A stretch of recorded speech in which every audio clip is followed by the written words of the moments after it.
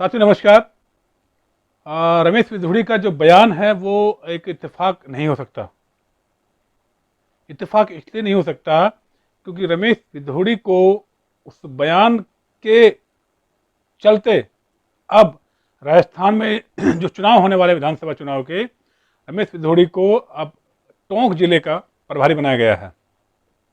यानी उनको इस बात का इनाम दिया गया है कि उन्होंने जो संसद में बोला है उसको लेकर के पार्टी ने उनको जिम्मेदारी दी है टोंक सभा की। टोंक टोंक का पूरा एक जिला सौंपा उनको विधानसभा के चलते। तो इसको इनाम के तौर पर देखा जा रहा है, उनका कद बढ़ा दिया गया है।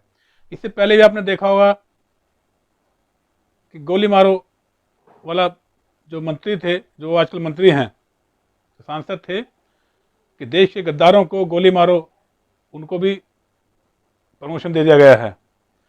उसके अलावा कपिल मिश्रा को भी उन्होंने पूरा बैन दिए थे, उसे मुस्लिम के खिलाफ और ऐसे पर कुछ बोला था, उनको भी प्रमोशन कर दिया गया है।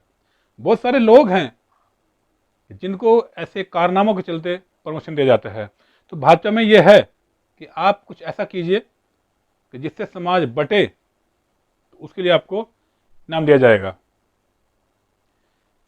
इस पूरी जो इसके अलावा जो विधुड़ी ने बोला है, उसके अलावा उसके बाद लखनऊ में बोला है, सर संचालक मोहन भागवत जी ने कहा है कि अब स्वयंसेवक के लोग हैं उनको सड़कों पर उतरना होगा लव जिहाद रोकने के लिए। जबकि लव जिहाद पिछले 7-8 महीनों से यूपी में ऐसा कुछ कांड हुआ नहीं है जिसको लेकर के इस तरह की घटनाएं घटी हों और कुछ ऐसा कुछ हुआ हो। लेकिन ये एक प्लानिंग है देश को गर्म करने की, देश का माहौल तैयार करने की। उसके बाद आपको पता होगा राजस्थान में प्रधानमंत्री जी ने बोला है कि जो इंडिया है वो सनातन को खत्म करना चाहता है। तो तीनों बयान हैं, ये कोई इत्तेफाक नहीं है, ये एक सिस्टम है, प्लान है कि कैसे माहौल को गर्म किया जाए चुनाव के चलते। इसको लेकर के हमने आम आदमी पार्टी के कार्यकर्ता हैं और जाने माने सामाजिक सेवक भी हैं, मोहित राज से हमने बात की। तो मोहित राज जी का इसको लेकर के क्या कहना है, आइए सुनते हैं। आपने सही कहा, भी पीछे ये घटना घटी है।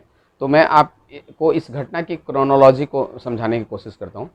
आज बीजेपी के पास कोई मुद्दा नहीं, वो काम के मुद्दे से हटकर पीछे था कि सबका साथ सबका विकास। लेकिन आज बिल्कुल ही उल्टा हो गया है। मीडिया कुछ और कहती है लेकिन ज़मीनी हकीकत कुछ और है। ज़मीन पे कहीं भी मोदी को पसंद नहीं किया जा रहा है। तो उनके पास इस तरह के कोई मुद्दे नहीं हैं।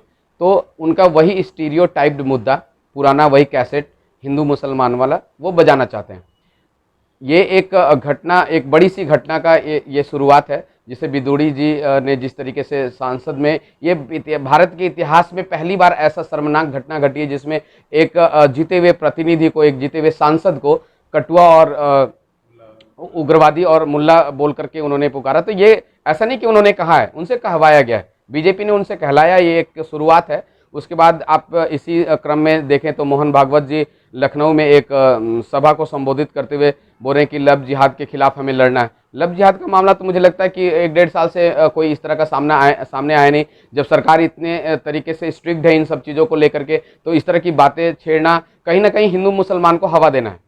उसी मुद्दे को हवा देकर के चाहती है कि किसी तरीके से। अभी हाल में प्रधानमंत्री जी भी जब राजस्थान में एक सभा को संबोधित करते हुए कह रहे हैं कि इंडिया जो है वो सनातन को नहीं मानता, सनातन को बर्बाद करना चाहता। मैं प्रधानमंत्री मोदी जी से ये पूछना चाहता हूँ, क्या इंडिया गठबंधन में क्या हिंदू नहीं है?